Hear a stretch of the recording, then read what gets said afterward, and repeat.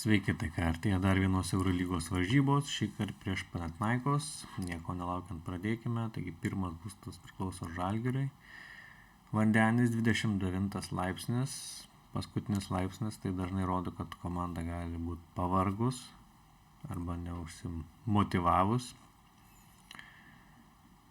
Toliau vandenio valdovas yra Saturnas, pirmam būste, tai reiškia, kad komandos pergalė priklauso nuo jos pačios, nuo motyvacijos, nuo darbo, nuo tikėjimo. Kadangi tai yra Saturnas, tai labiau tikėtina, kad varžybas bandys laimėti per gynybą. 7 būstas Panathinaikos liūtė, valdovas yra Saulė ir čia Saulė yra stipri 10 būste. Tačiau yra paskutinėme laipsnyje Šaulio ir be to iš 10 pereidinėja į 11.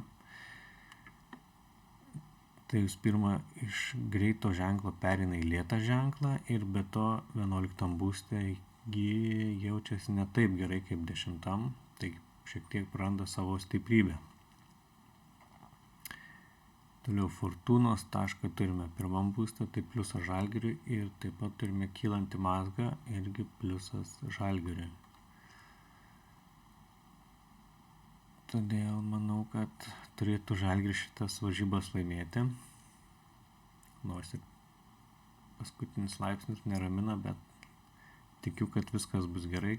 Labiau spėčiau, kad pradžią varžybų geriau pradės Panathinaikos dėl stiprios Saulės, tačiau tikiu, kad Saturnas, nepasiduodantis, tikintis, galiausiai perlauš varžybas ir pasiims pergalę. O ar taip ir bus, pamatysim šiandien vakare.